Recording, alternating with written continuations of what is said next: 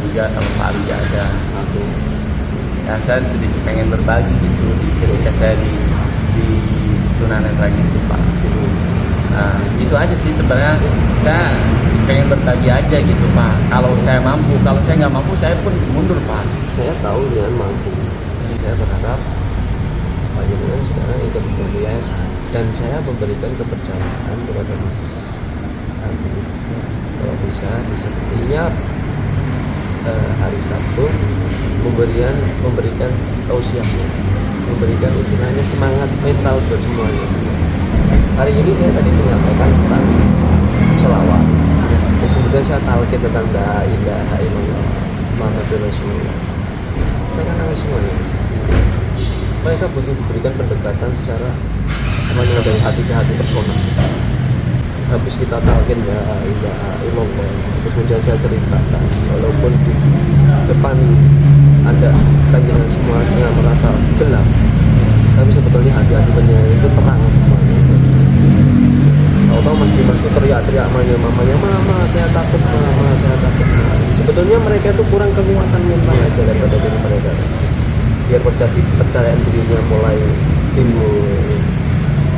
Kalau saya menyampaikan tadi juga Mas Fajar hampir tanyanya persis seperti penjenengan itu. Jadi dia bertanya kepada saya, tidak mampu, dan dia dibilang gurunya itu bahwa kamu sombong, ilmu kamu belum seberapa. Tapi di sini saya tahu Mas Aziz, Mas Fajar belum kenal dengan orang Prambanan itu. Itu hanya warok aja ya, hati-hatian yang luar biasa ya. Enggak juga sih. Iya saya paham, saya tahu. Penjenengan mampu kok saya. Enggak, saya ini cerita aja gitu. Enggak. Saya enggak, kalau nggak mampu. Mas, saya melihat orang itu bisa dilihat dari ketika kita berbicara, ketika dia cara menyapa, ketika cara dia berkomunikasi, itu kita sudah bisa menilai kan? Sejauh mana ilmunya dia itu. Penjenengan, Mas Fajar yang lain mampu sebetulnya, tapi karena mungkin orang-orang itu melihatnya kan dari sisi yang lain.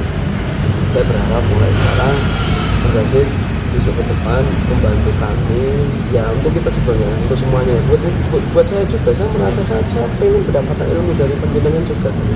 Begitupun sebaliknya, saya memiliki ilmu, saya senang dengan semangat kayak gini itu. Wah masya Allah luar biasa. Dan lagi selesai. Apa cita-citanya? Saya cita-citanya ingin dosen juga Pak. Allah, semoga dia minta doanya aja Pak. Itulah kabul. Ya, kalau saya di Braille memang lemah Pak. Selama saya mondok di Nurul Salam, yang saya tunanetra di 2013 Pak. Oh, dari bukan dari mulai. Bukan dari lahir, saya dari 2013.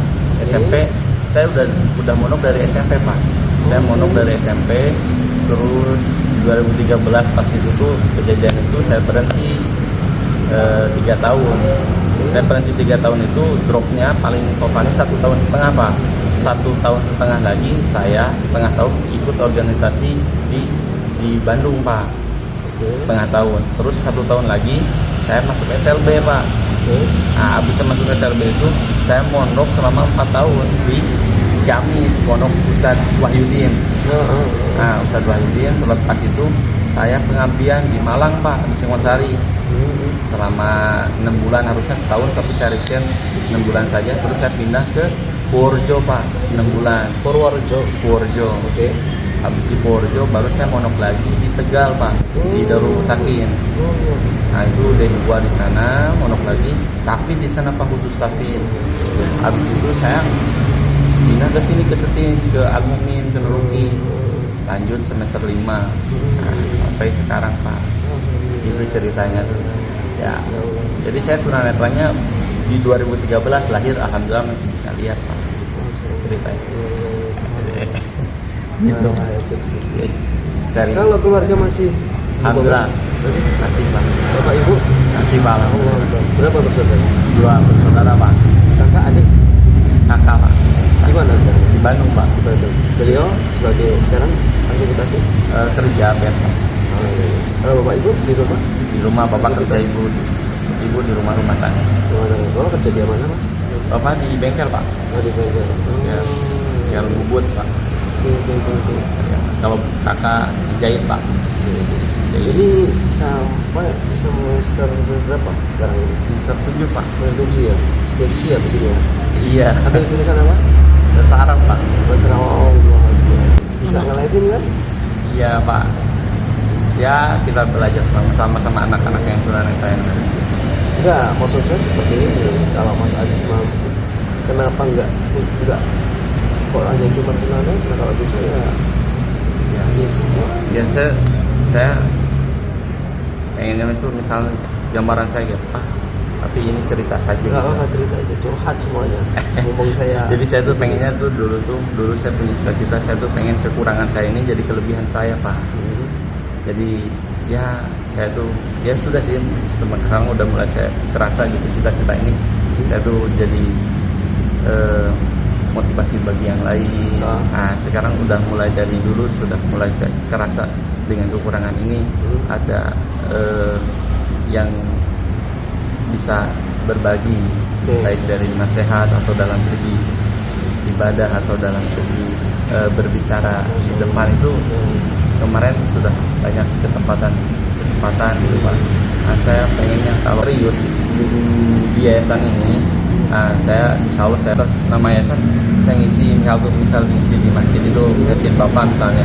Nah ini ada anak santri bapak di yayasan atau ini yang mau berbagi atau apa gitu.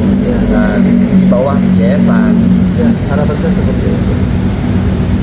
Ini kan selama ini saya ini cuma disuruh-suruh aja orang gitu kan tanpa nggak di bawah ini. Kalau bapak serius, insya Allah kalau Allah berikan saya kemampuan, saya di bawah yayasan, jadi Mihatul Masjid bisa tolong isi di sini. Biar saya yang ngurus masuk sekarang ke sini masjid, sekarang ke sini masjid, sekarang ke sana masjid. Dengan mau serius? Dengan mau serius? Nggak ini. Ini cerita aja pak, cerita. Nggak apa-apa ya. Betul. Saya pun mau ngantar penjenengan. Ya nggak mesti bapak lah, banyak yang lain gitu. Iya. Ya maksudnya gitu aja cerita saya. Iya. Saya terima kasih sekali. Dan apa yang disampaikan Mas Aziz itu harapan saya kepada semuanya anggota yayasan sebetulnya, tidak hanya Mas Aziz. Iya, Cuma sampai saat ini kan belum bisa semuanya seperti harapan saya, seperti yang jenengan sampaikan ini kan. Nah, dengan Mas Aziz ngomong seperti ini, saya senang sekali. Memang sebagai anggota yayasan kita, gitu loh. Begitu pun ketika nanti ada kesempatan-kesempatan seperti yang disampaikan Mas Aziz tadi di majelis taklim atau apa, nanti akan saya minta tolong kepada jenengan. Dan misalnya saya ada waktu, saya akan terpenuhi.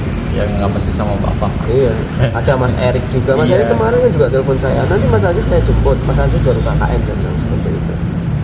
Ya. Alhamdulillah, saya senang sekali.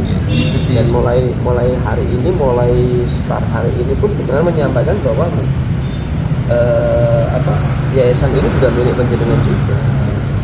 Ya pak, seperti itu. Terima kasih Mas. Ya, saya juga sebenarnya pengen, meskipun saya tidak bisa Al-Quran Braille, kan sedikitnya saya ada hafalan itu pak. Saya pengen teman-teman yang lain tuh, saya kan nggak bisa Al-Quran Braille, tapi saya masih bisa menghafal Al-Quran Braille dengan audio. Itu saya pengen mereka semua yang gurunya atau muridnya yang tunanetra itu ngapal Quran gitu. Oh iya. Dari dulu saya sampaikan. Ya itu saya waktu bapak ngobrol sama Pak Sato di rumah singgah tuh saya setuju tuh waktu saya cuma dengar aja bapak. Jadi step by stepnya ada. Ini saya ngerasa boring sendiri, Braille aja terus baca terus. Kayak bapak gini, dari Saman nggak punya apa-apa, saya sudah tahu dari nol itu. Saman tuh sampai saat ini Saman udah punya masjid besar, udah punya pondok pesantren, sudah gabung sama itu ustadz yang di YouTube, udah banyak ustadz yang dipanggil. Nah, itu sistemnya kayak bapak gini, maksudnya dari awal ngaji baca Braille gini, ada kajian. Nah, tapi yang Saman ini dia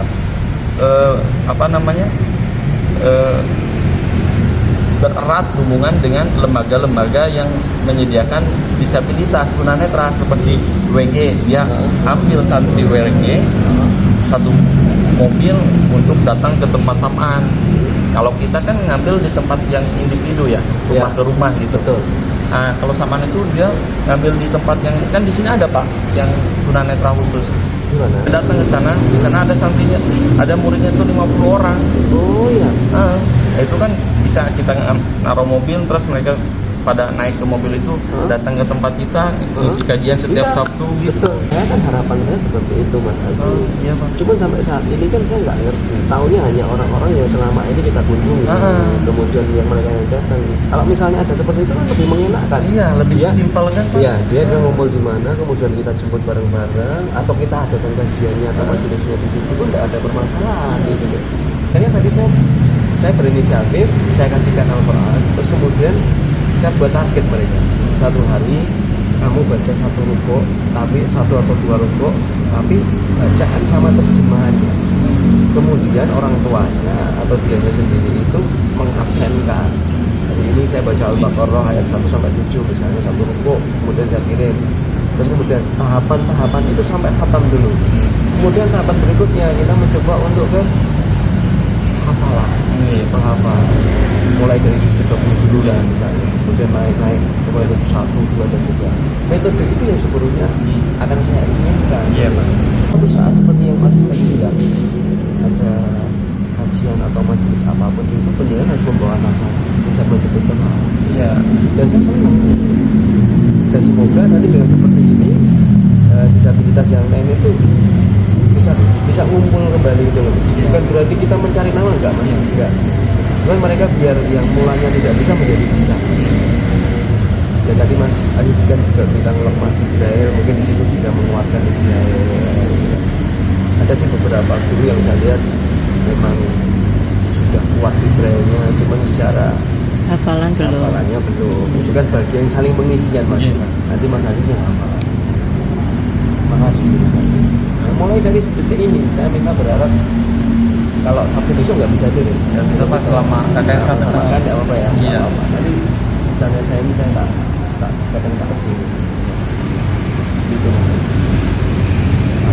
Makasih pokoknya saya terima kasih sekali. Ya saya sebenarnya dari dulu nggak mau ngobrol kayak gini sebenarnya. Saya memang sebenarnya nggak mau tapi saya mikir saya kayaknya harus berbagi sama tunanetra. Maksudnya meskipun saya nggak punya apa-apa ya, maksudnya sedikit yang saya pernah dengar memang harus berbagi karena saya udah saatnya mungkin atau nggak saatnya pun karena saya lihat itu tadinya tuh saya tuh pengennya biasa aja, tapi saya dengar dari kamu tuh memang harus maksudnya gabung sama teman-teman tunanetra katanya gitu katanya biar mereka sedikit ini kamu ya gitu berbagi gitu Pak. Iya. Dan berbaginya pun jangan tidak ada sebelah tunanetra. Sama seperti kita ini kan juga butuh ilmu. Apakah jenengan merasa bahwa ilmunya itu lebih tinggi yang maaf ya tidak bisa itu belum tentu. Bisa jadi jenengan yang lebih hebat daripada kami. Enggak juga Pak. Loh iya, jangan seperti itu. Yang berbaginya juga yang ringan-ringan aja sama teman tunanetra. Betul. Jadi begini, ketika kita ngumpul pada orang-orang yang levelnya seberapa ya kita harus selevel itu dulu. Misalnya nanti levelnya lebih tinggi, kita juga mengikuti frekuensinya yang lebih tinggi. Itu yang saya sisi. Makanya sih saya takut salah. Tadi saya menyampaikan kepada teman-teman tentang sholawat. Saya menyampaikan kepada mereka jangan gampang istilahnya menerima ilmu yang tanpa bersanad. Nah saya sekarang pengen diskusi apa gitu apa yang saya sampaikan tadi benar apa salah? Iya benar sih Pak, ada perkataan Ali bin Abi Thalib kalau dalam segi sanadnya memang ada perkataan itu para ulama ada perkataan yang harus ada sanadnya. Jadi menurut Mas Aziz benar ya? Iya. Terus kemudian satu lagi saya tanya sama teman-teman, kita mencari ilmu harus memiliki guru, ya. Iya. Dan guru pun ataupun santri atau murid itu bertanggung jawab sampai ke akhirat nanti. Menurut Mas Aziz benar? Iya Pak. Benar ya. Terus kemudian ketika ilmu itu yang bersama itu butuh untuk diijazahkan. Iya. Bener nggak? Ketika ilmu yang saya berikan ini butuh saya ijazahkan. Ijazahnya yang bersanad sampai sama Rasulullah, kepada guru kita di atas kita, kepada guru di atas kita, sampai sanadnya kepada Rasulullah. Saya mungkin argumentasinya Mas Aziz. Argumen untuk Ijazah tentang ijazah. Ya itu saya ingat dengan perkataan Ali bin Abi Thalib itu, sanad itu ibarat kepala di jasad. Saya sepakat kalau tentang sanad, bersanad dan ilmu. Karena kadang ketika kita mencari guru, Ya.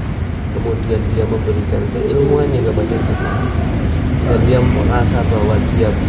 merasa ini bersama sampai Rasulullah, tapi dia tidak tahu gurunya sampai siapa, kemana, pertanggungjawabannya kan belum ada. Tapi ketika dia bisa menceritakan nasab ilmunya itu sampai kanjeng Rasulullah, ya berarti pertanggungjawabannya itu betul-betul sampai ke Rasulullah. Seperti itu. Nah, hanya diskusi aja. Iya, Bang. Karena tadi saya hanya menceritakan itu, saya juga takut salah. Iya, Bang. Saya